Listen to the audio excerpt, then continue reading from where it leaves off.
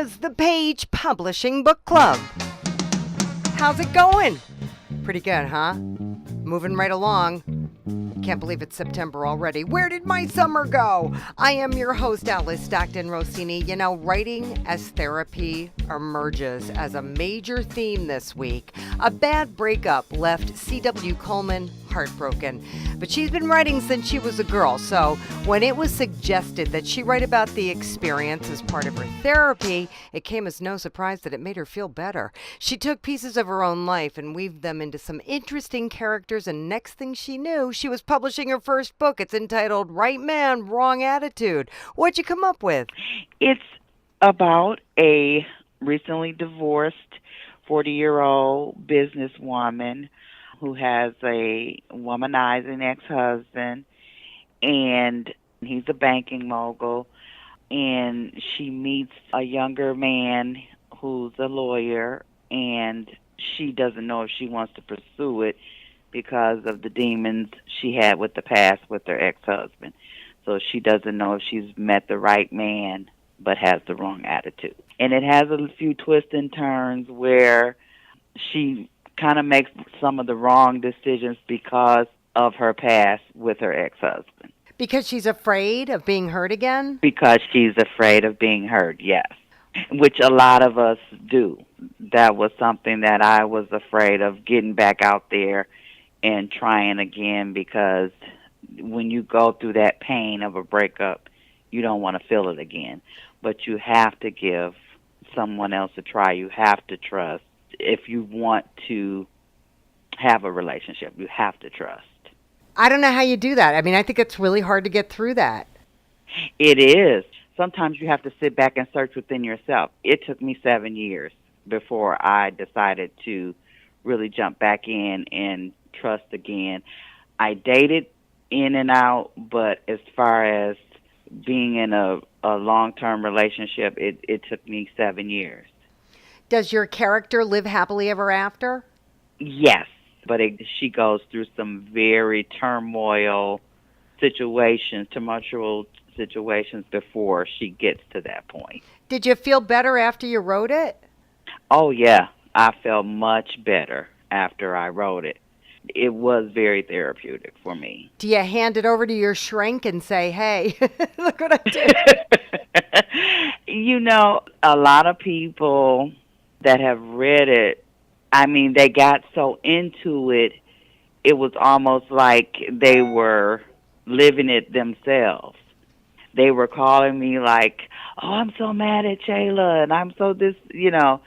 And I had one young lady that read it on her train ride to another city, and she said, I just had to put it down. I was so upset. She said, I was so upset with the main character. I had to put it down for a minute. I was so mad at her. People were just getting that engulfed in it like it was their life almost. Well, how are you? Are you doing any book signings or anything? You haven't throwing any parties for this book? We're getting ready to do some book signings. I haven't as of yet, but yeah, I'm definitely going to be doing that. But I've had so many people that have already purchased the book, and they love it. So where do we go from here? I have started another one, and it is based off of one of the characters in this book. I don't know why I was so attached to this one character. He wasn't a main character, but it's something about this character that stuck out for me. And his name was Chase Bennington, and he was a hotel owner and had a chain. And so the next book coming out will be The Bennington. Okay, so you move on with this guy. Yes. Author wasn't on my bucket list, but it wound up on there. All right, well, good luck. Yes, I do foresee this as being a play. I can't even see it as being on the big screen. Well, look, the sky's the limit now that it's published, and you're making an effort to get it out there. And there's more therapy through Robert Jerome Richardson's life. What started as a weekend project in an attempt to improve communication with his wife turned into 7 years, and it was worth it. Robert, the title of your book is my first question. Where did your wife go? The title itself is not so much physical as much as mental and personal development type stuff. And so I've always pursued personal development and trying to improve on the way I think about life and moving forward. And the title that popped into my spirit would be a catchy title, but the content would go a little bit deeper than that. And so when I asked the question, where did my wife go? I'm basically talking about from the time we dated to when we got married. The woman I married didn't come home from the church. I still don't know to this day. I really don't know what the truth is. And then I've had people tell me that the truth is what you play it to be. In other words, the mind doesn't know that which is for real or which is vividly imagined. And so it just depends on how that person perceives life and how they perceive you. And it might be a little different story once you get deep. That's why I wrote the book, really, to see if anybody has similar situations and maybe to get some answers. I'm sure we all could probably use a therapist to find out a little bit more about the truth. But at this point, September 1st will be 33 years and not able to move forward. I think maybe it's time for me to really move on because I haven't moved on. I kind of been standing still for, even though life has gone on, mentally I've probably been in the same place, even though I've progressed a little, but nothing in terms of where I thought I should be at this time in my life. Well, how does the book go? We dated about 9 months and then we got married, and everything that happened during the dating period, the things that we had discussed and the things that I thought would happen didn't. And it's basically focused on, at that time, of being a young man with sex. Uh, Okay, that's a that, biggie. yeah, it's a biggie. And I mean, when everything's going on pretty good and then you get married and then it just shuts down for no reason. I'm sure there's a reason. I just couldn't uncover what the reason was. Okay, so while you were dating, you were having sex, and then as Yes, soon as you got married, just stopped having sex. the same day, same day. There was no waiting period. Did you talk to her about it? Yes, I don't know. The only thing I could come up with that managed that after doing a little reading and research was that, man, she never probably would admit this, but a possibility of being sexually abused when she was either younger, adolescence, or teenage years. I don't know. She said she was promiscuous, but that activity did not match up with the behavior. So you get married, she stops having sex with you, Well, and not you and completely. We would like once or twice a month, which for a newly married couple is almost unheard of, especially when you discuss that prior to marriage, and that was very one of the top priorities. and you stayed married for 22 years without ever going to counseling. Well, we went to counseling, but it wasn't for sex. It was for finance. It wasn't a true matter. I still was kind of in denial and covering things up at the point we went to counseling. But the root cause of what was causing all of the problems for me, not necessarily for her, for me, was the frequency of intimacy. And even when we did have sex, it wasn't really intimate. It was like, let's get this over with. So How does the book end? it ends with a couple of articles that were similar to mine, of a couple of women that had been sexually abused and how it affected their marriage. It's sort of a Q&A session at the end of the book, and it pretty much matches up with what I was experiencing. From a psychological standpoint, the victim will never accuse the predator, especially if it's a close relative. So you're not together anymore. We haven't been together since 2010. We've only seen each other twice. I was at my daughter's high school graduation and my daughter's college graduation. How But many then kids did you have? three, three You had, girls you had three. So you had sex 3 times. at least. But it was more than that. But Did you hang in there for your girls? I did the best I could, and then when my youngest was in the 10th grade, that's when Cheryl said she needed space. And I guess I guess I was getting too close to the truth because I kept asking questions and digging for stuff, and I guess I must have just been hitting too close to the truth or hitting nerves that she didn't feel comfortable with. Um, I just opened myself up. I said, you know what? No young couple should have to ever experience this. No. Here I am in my 30s when I got married. I'm 63 now and still don't have any answers. I say no young couple should ever have to deal with that. And if that's the truth, then the truth should come out early on and they should make some decisions either to go their separate ways or to work it out. Powerful stuff there, Robert. I hope you attract the people you're looking for so you can move forward. Well, we know laughing is the best therapy, and you'll do plenty of that reading Joanne Tryloff's first book. She truly loved her job teaching grades K through 3 for 31 years. What her students didn't know was she was taking notes, and now she's turned those notes into a book of short stories sharing the funny, happy, and embarrassing time she spent with her students. It is entitled My Heart Belongs to Teaching. Joanne. Yeah, remember Art Linkleiter? Kids Say the Darndest Things. It was years ago. Yeah. And he had a book out, and mine's like that. It's cuter, it's fun, and it's also for teachers. Anyone would like it. The grandparents, anyone that has kids or around kids, or teachers to be. I have one friend here that reviewed it for me actually, and she was second year in college for teaching, and she thought, oh, this is so cool. It's what children do. And what they like to do, it's the style, it's just an insight into early elementary students. And there's funny stories, sweet stories. There's a couple sad ones, And I taught in a school district that had nice homes, nicer than mine, and then 3 trailer parks. So, I had all kinds of kids. Is there a story? Do you have a favorite one that you can tell me? Well, here's one. I just opened it up. Okay, Jody's mother stayed. This is Share My Teacher. Each one has a title, and then it's chapter titles too. Jody's mother stayed a few minutes after she'd walked Jody to school. She pulled me aside and laughed, and she said, "Last night, Jody said she liked you so much that she was mad because she had to share you with all the classmates. She even said that it would be nice if you could be my mother. I should be jealous, but I can handle it. What a great compliment."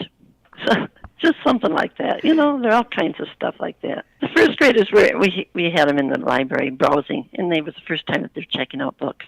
And they were trying to find 2 books to check out, for book reports. And I heard Corey say to Mark, "It's easy to tell a good book. It's the one that has lots of pictures in it." Stuff like that. And then there's sad things, and like in the cafeteria. This one boy always brought a big brown bag with his luncheon, and I noticed that he was staying later on, and then all of a sudden I noticed he was taking his brown bag home, and it was just a paper bag, and sure enough, people were giving him leftover food, and they knew that he said, "Oh, I'd like that," and kept giving it to him, and he was taking the food back to his trailer to feed his brothers and sisters. What a great kid! There's a lot of people that do that. Oh, here's another one. One year we had a grumpy principal, and he just returned from a crisis in the lunchroom, and he was not in a good mood at all. And there I was standing in his office with this little troublemaker, Johnny, and he yelled, "What in the hell is this he in here again?" And I meekly said, "For swearing." That actually happened. I just kept notes of things like that. Then it took me 2 years to start writing it down, Yeah. I would write little things about it. But it's just all about anyone that likes kids. And there's teaching things, and there's also other things in here about like kids say silly things, Right. The name of your book is My Heart Belongs to Teaching, so you must have just loved it. I love them. I do love kids. Yeah.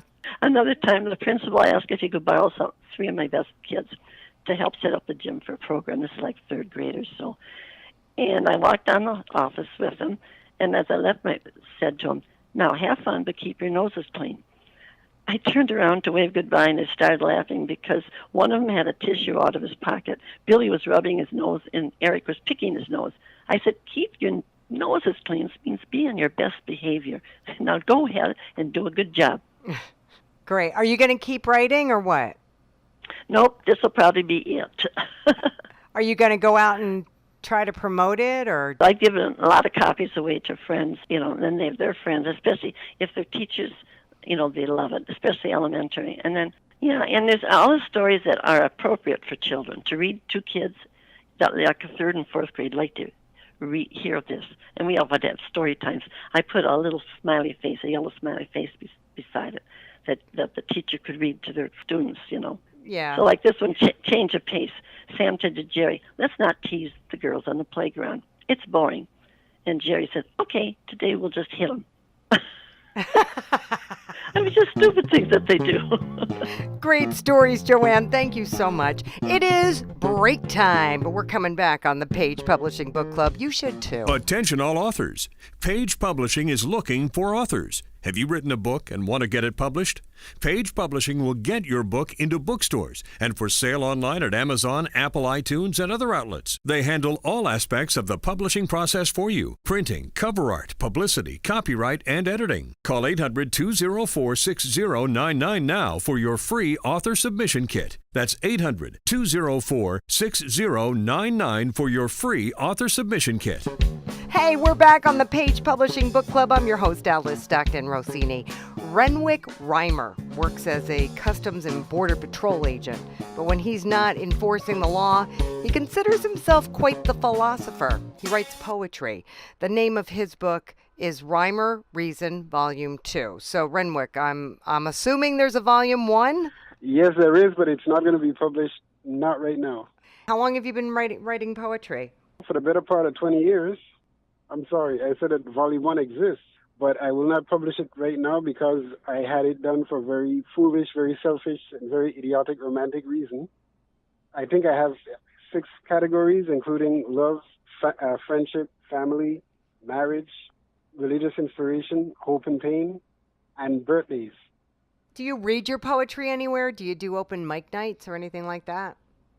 A few years ago I had, but then when I was affiliated with a bookstore, but they kind of went out of business and that opportunity went with it for me. I believe it to be poetry in the vein of true art. It is a thing that has a life of its own, and everybody that reads it can actually come away with a different understanding and a different interpretation, all their own and applicable to themselves. What were some of your inspirations? Well, all of my experiences in life, some of the people I've come in contact with, sometimes it's as little as a small conversation with somebody in passing, and they would say something that actually touched me on a profound level. You know how many people write poetry? Everybody writes poetry. Everybody's got a book of poetry. So what makes yours stand out? The fact that I believe mine is actually very good. It's truly expressive, and as I said, different people could come away and read it and not have just my perspective of it. But it is something that can actually be applicable to almost anybody that reads it. It's a thing, it has a life of its own in that it could touch or express a feeling that you've had from a part of your life, from either a similar incident or something that you've seen. It's not just time-specific or period-specific where you could say, well, this was him here or there, or this was her here or there. I try to have a positive outlook on life. Even in the section that's pain and hope, there's still hope, despite the pain that either I've experienced or I've witnessed. And everything else, I try to be positive and uplifting, showing that either there's a positive end that can come from it or a different way to look at it that might change how it is you feel about the experience you're in. I'm a true philosopher in that regard. I have told people about it. The only book signing I went to was when I was associated with the other bookstore. It was called Affluent Books and Things here in Miami before they closed. I actually participated in the Miami Book Fair. I had a setup at their booth. I did part of the open mic and the spoken word aspect of it. But like I said, when they closed up shop, that arena had been closed to me. I wasn't affiliated with any other bookstores. Was it a good experience to do that? Actually, yes, it was. Now, I'm still a little bit nervous because of it, because even though I can speak in public, I can speak in public if it's related to a job or something. But for me, it's always nerve-wracking. That aspect of my ego is something I just cannot shake. Practice. You just got to practice. You got to make yourself get out there. It gets easier. No, it doesn't for me. I used to actually perform on stage, and that was a piece of cake. But to get me to pick up my own book and then say something that I put out there, no, I become shell-shocked, I'm sorry to say. Yeah. All right, Renwick. Don't give up.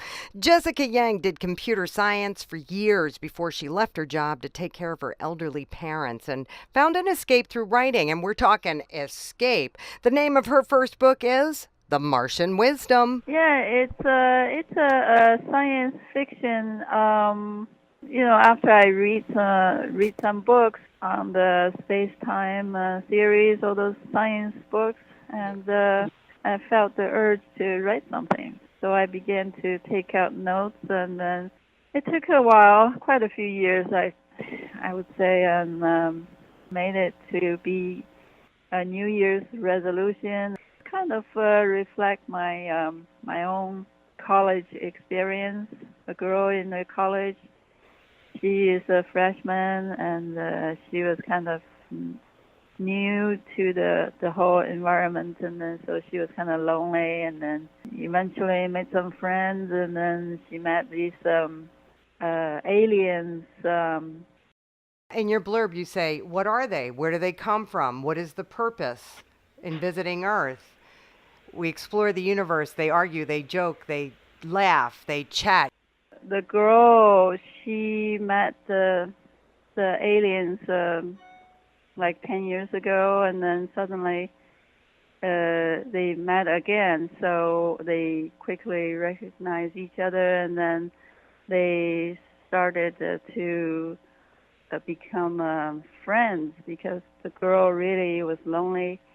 And where they were from outer space, from the universe, far away, and then they laugh about when they were discussing about the universe, and they talk about the humans on Earth, and then they talk about where the humans came from, and then the aliens would say, oh, maybe humans are from Mars, and then it created a story like this tribe, and then they kind of used to live on Mars, and then somehow the Mars was drying up, and they left no water, and then they started to pray, and then they were brought to Earth. Then they were joking like, oh, we prayed for water, but we got ice, and then that kind of joke, and then they dig down into the ice, and then they found Earth. Then they named their new home Earth. So that's how human came to Earth. That kind of then they laugh about it, and then the girl was in disbelief, and then so she took it as a joke, and they were just laughing about it. I just hope it makes more appealing to the young women in college, so they can see that science and fantasies can really mix up, All right, Jessica. Finally, Bathsheba Dowdell usually writes poetry, but one day she got an idea for a book about her very favorite animal, and she went with it. The name of her first book is Estidus.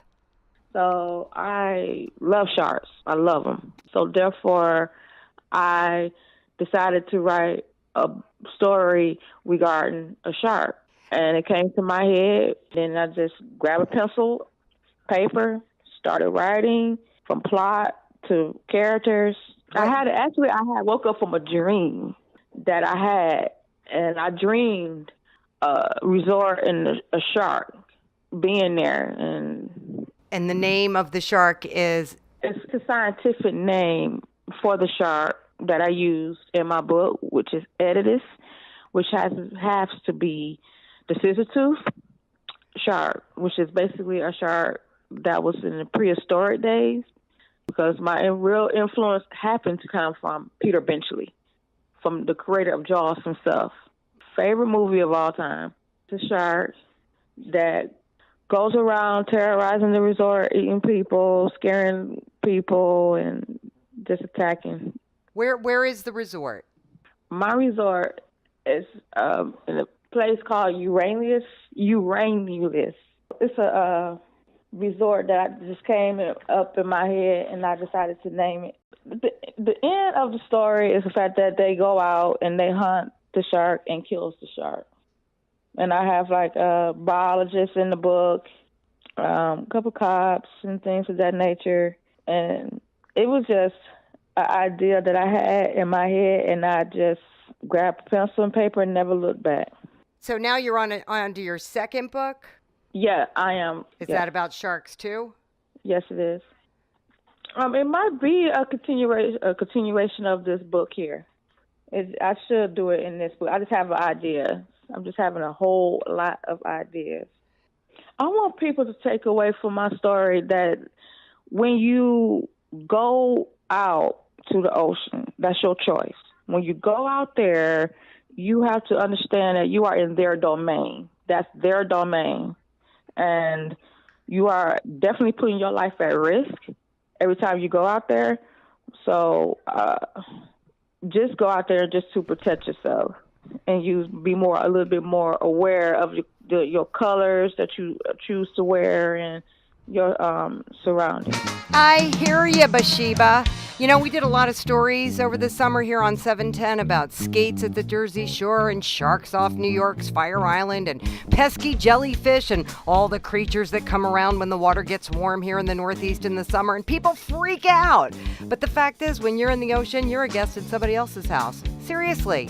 Everybody's got to calm down. Respect the ocean creatures. If they bug you, don't go in the water and don't annoy them. All right, that is it for this edition of the Page Publishing Book Club. I am your host, Alice Stockton Rossini. If you missed anything tonight or any other night, you know where to go to find all of our fabulous podcasts, 710WOR.com. Thanks for stopping by, and right on, people.